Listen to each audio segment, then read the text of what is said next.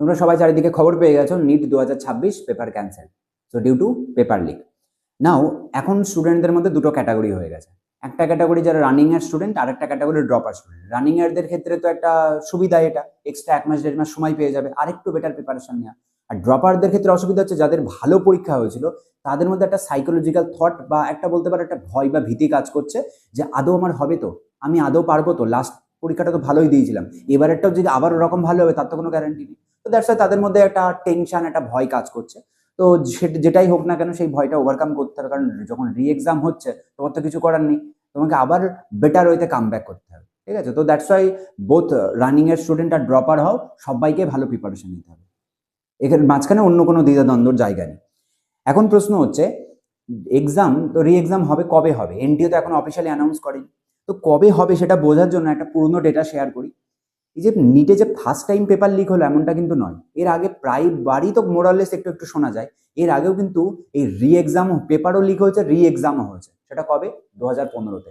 তখন যদিও NTA organise করতো না, তখন সিবিএসই বোর্ড অর্গানাইজ করতো। তো সেখানে আমাদের এবারের মতোই 3 মে 2015 পরীক্ষা হয়েছিল, এবং পেপার ক্যান্সেল সেটা সুপ্রিম কোর্ট অ্যানাউন্স করেছিল 15 জুনে এসে। তার মানে বুঝতে পারছো, 1 মাসেরও বেশি পরে তাই পেপারটা ক্যান্সেল হয়েছে। আর রি এক্সাম কবে হয়েছিল? 25 জুলাই। তার মানে অরিজিনাল এক্সাম আর রি এক্সামের মধ্যে 2 থেকে 2.5 মাসের কিন্তু একটা গ্যাপ আছে, ঠিক আছে? তো এইবারের যদি আমরা সিনারিওটা দেখি তাহলে কি হচ্ছে, জাস্ট পরীক্ষা হলো, তার 1 সপ্তাহের মধ্যে বা 10 দিনের মধ্যে অ্যানাউন্স হলো যে মানে আবার রি এক্সাম হবে। তাহলে যদি আমরা 2015-র মতো করে বিচার করি তাহলে কিন্তু মোটেও 25 জুলাই পর্যন্ত এক্সাম গড়াবে না। যদিও দেখলাম অনেকে প্রেডিক্ট করছে না এর আগেবার রি এক্সাম জুলাইতে হয়েছিল তাহলে এবার জুলাইতে হবে, বাট আমার মন বলছে সেটা কোনোদিনই মানে সেটা লজিক্যালও নয়।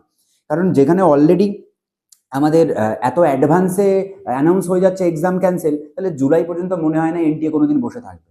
তো ধরে চলো জুনের মাঝামাঝি, জুনের হয়তো সেকেন্ড উইক নাগাদ, ওই 15-16-র কাছাকাছি এইরকম টাইমে এবারে কিন্তু রি এক্সাম হতে পারে। তো এটা আমি জাস্ট আমার ওপিনিয়ন বলছি, তুমি যত টাইমটা এগিয়ে রাখবে তোমারই সুবিধা। তুমি যদি এখন আশায় এরকম বুক বাঁধো না জুলাই শেষের দিকে হবে, দিয়ে আমি তাহলে সেই অনুযায়ী আমার চ্যাপ্টারগুলোকে রিঅ্যারেঞ্জ করে পড়বো, দিয়ে দেখা গেল সত্যিই জুনের 10-15 তারিখের মধ্যে হয়ে গেল, তখন তোমার সিলেবাস শেষ করতে পারবে না, মানে রিভিশনটা শেষ করতে পারবে না। ওই কারণে যত টাইম এগিয়ে রাখা যায় তত প্রিপারেশন ভালো হবে। যদি পরে আরো 10-5 দিন এদিক ওদিক হয়তো হবে, কি আছে, আর একটু বেটার সময় পেয়ে যাবো, বাট এই জিনিসটা কিন্তু খেয়াল রাখতে হবে।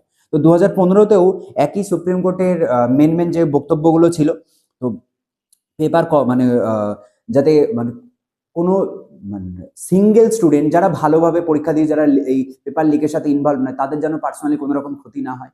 তো ওই একজন দাগের জন্য বেসিক্যালি কি হয়েছে, সবাই অনেক ভালো ভালো স্টুডেন্ট তারা সবাইকে সাফার করতে হয়েছে।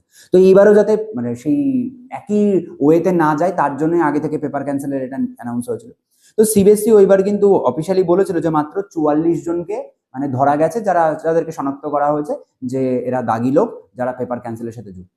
কিন্তু সুপ্রিম কোর্টে কিন্তু শোনেনি 44 জন হওয়া 4 জন হওয়া, যখন প্রুভ হয়েছে হাতে যখন সময় আছে তাহলে ক্যান্সেল করো। তো এবারও সেই পর্যন্ত যাতে না যেতে হয় তার জন্য আগে ভাগে পেপার ক্যান্সেল হয়ে আছে। ওকে, তাহলে এই মুহূর্তে আমাদের আপাতত আমাদের প্রেডিক্টেড ডেট বলছে, সো ধরেন চলো 15 জুন। তো 15 জুন নাগাদ হয়তো পরীক্ষা হতে পারে, সেকেন্ড উইকে আমি প্রেডিক্ট করছি, এর আগে আশেপাশেই পরীক্ষা হবে। তো ওই কারণে সেইভাবে নিজেকে রেডি করো, প্রিপেয়ার করতে থাকো। ওকে, আর আমাদেরও হচ্ছে আমরা চেষ্টা করছি যদি এর মধ্যে শর্ট ইন্টারভালে 1-1.5 মাসের আমরা আবার ক্র্যাশ কোর্স করিয়ে দিতে পারি তোমাদেরকে, তাহলে অবশ্যই সেটাও করিয়ে দেবো। ওকে, তো চলো আপাতত এই পর্যন্তই, নেক্সট কোনো ইনফরমেশন পেলে তোমাদের সাথে তাড়াতাড়ি শেয়ার করছি। টাটা।